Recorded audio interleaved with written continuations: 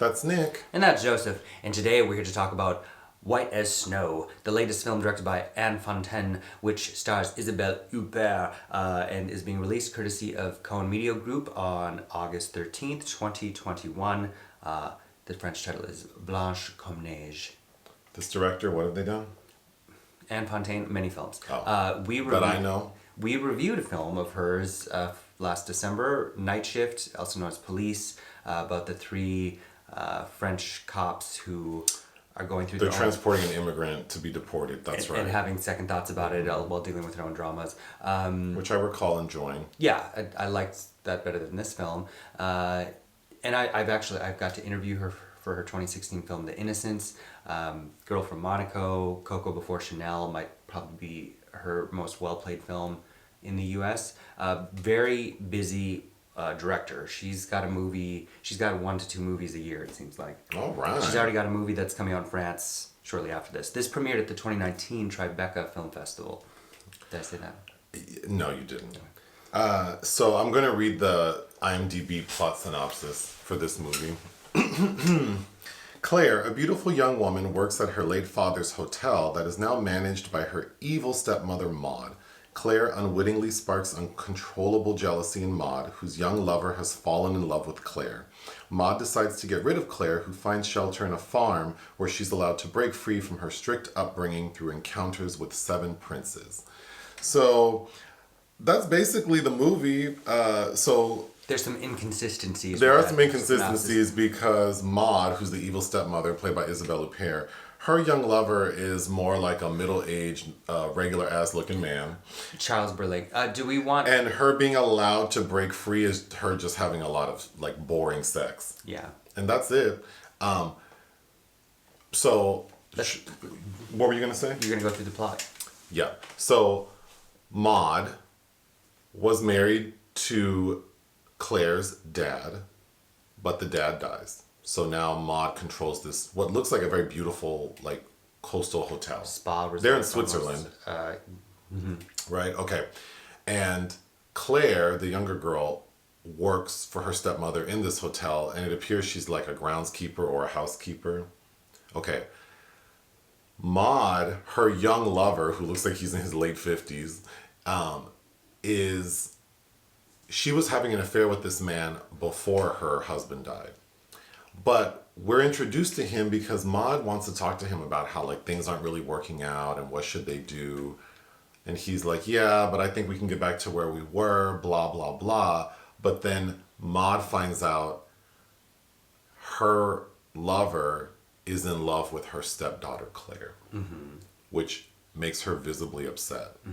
And we'll get to that because I feel like there's a disconnect between all that. Yeah. So Maud goes to like a psychic or something.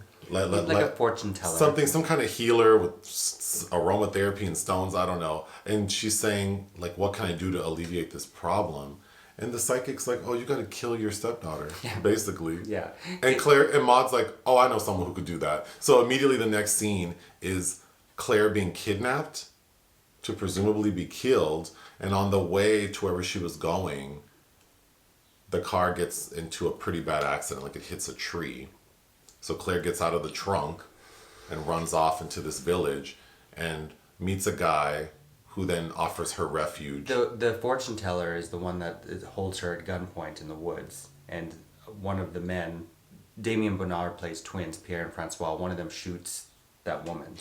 That was the psychic? Mm-hmm. Oh, I missed that. It's a Polish actress, Agata Buczek, who is in The Innocents. Okay, so now Claire is in this little village. She's living in this house where 3 other men live, a pair of twins, and the man who found her.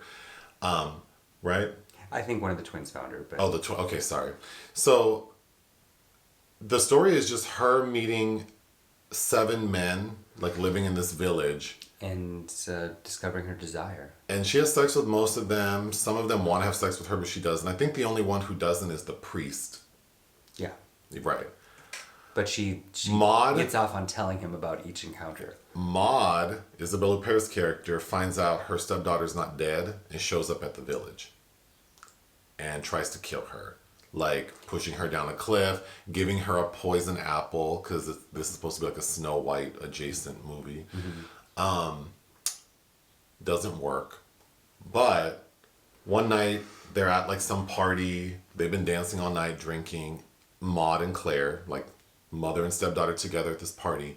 And on the way back, wherever they're going, on this curvy road next to a cliff, Maud pushes Claire out of the car and she tumbles down the hill. And it would appear that there's no way she's alive. After she drugged her. And she's drugged her.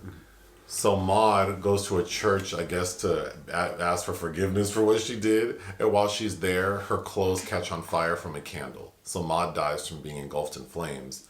And then we see Claire in the hospital, and all 7 of her princes show up and either kiss her or offer her some sort of affection. And she wakes up. The end. All right. First, let's get through the boring bit. Anne Fontaine has worked with many of these people before. She's done a couple films with Isabelle Huppert, including My Worst Nightmare and Reinventing Marvin.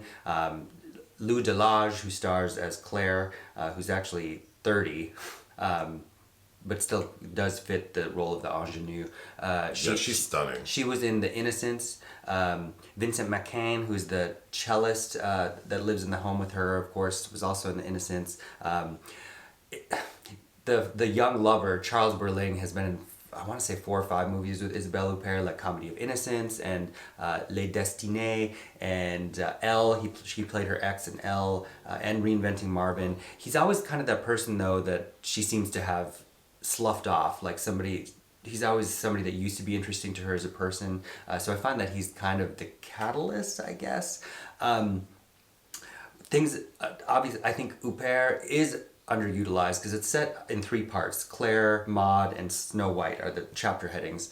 And the focus is pulled by Lou de Laâge, but every time Isabelle Huppert is on screen, I think she, as she's wont to do, kind of upstages everything.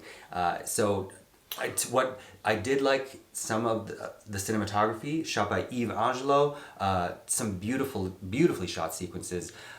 But by far, the best sequence is the dancing scene between Huppert and Lou de Laâge. I didn't think Isabelle was upstaging. I just think she's captivating. Yeah. So, like, every time she's on screen, it's like, oh, because she doesn't do much. All she does is, like, all we get are, like, long shots of, like, their close-ups of Isabelle. She doesn't talk much. She does that thing with her lips, like, yeah. There's a lot of that. I think there are 3 scenes, shots of her just applying lipstick. Oh yeah, and so she's captivating. In her wardrobe, she must say, I must wear red. And she looks, her hair always looks fabulous. Her makeup looks fabulous. She's wearing clearly like designer tailored suits, pantsuits. Just looks great. But she doesn't have much to do being like. I didn't read her as being an evil stepmother. I agree and that's where we're getting into what the film kind of drops the ball on pretty significantly. But the dancing scene, the best scene of the film is the dancing scene. Where she's almost casting a spell. Like she's trying to make her dizzy with the poison she's given her, but it works really well. It's kind of jarring and violent. And Anne Fontaine seems to like to have dance club sequences in her films. Okay, she does that in My Worst Nightmare as well. What I thought the movie was kind of dry. It's very dry. But I think the lover man, whatever his name is, which one? Charles Berling. He's miscast. I agree. Because Isabelle playing Maud is so beautiful, and we would assume that. I guess I didn't understand, like, because Maud's husband has died, even though he's left her this beautiful hotel, is she hurting for money? And that's why she's still connected to this man?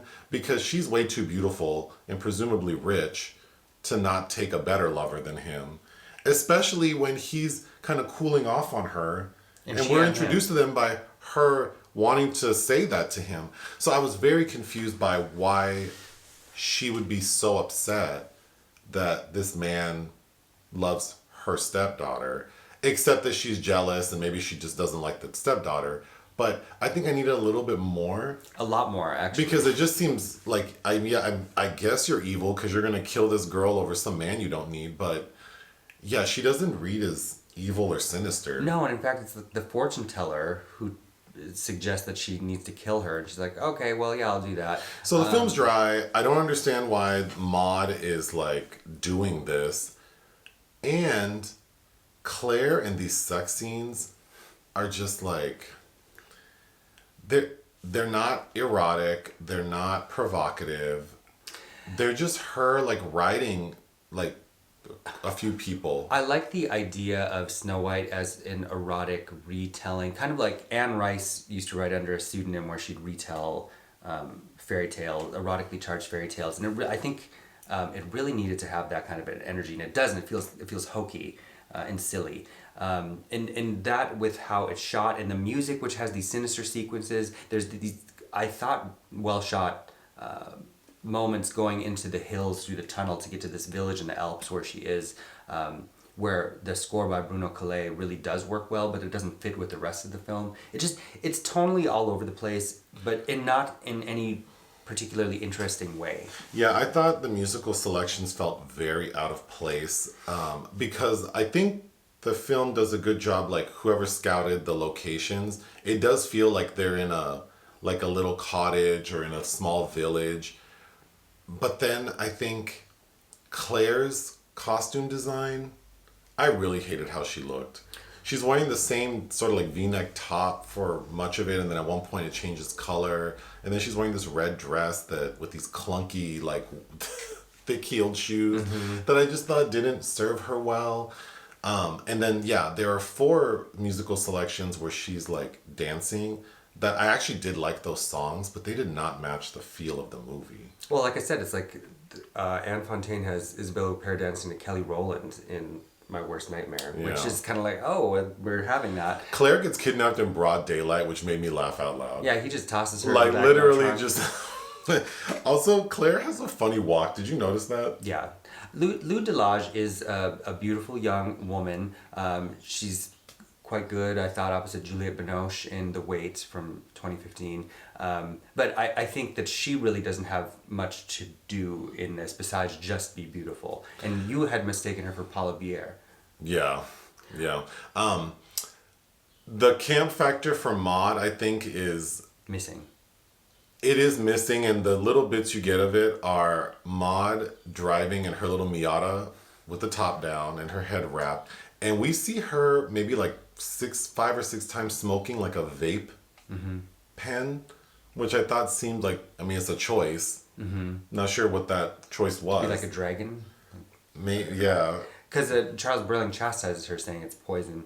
This was scripted by Pascal Bonitzer, who directed Isabelle and Right Now, and is a notable screenwriter, I think, whose daughter is an actress as well. But it feels like they just smashed this erotic tale on top of the Snow White template, and here we are. Because I think all of the princes are all... Okay, the princes there are a set of twins played by the one actor, Damien Bonnard. And they actually both have sex with Claire, but she doesn't recognize... She thinks she's having sex with the same one twice, but then it ends up that... Which could have played out much... That should have... Yeah. The perversion of that should have been pushed. Then there's a veterinarian who seems like smitten by her and is kind of desperate. There's also a scene where they're at like a club dancing, and some guy is like bullying him, and another one of the princes has to come and like fight the guy. But I thought that scene was so crunchy because he kicks him, like it's almost laughable. Because he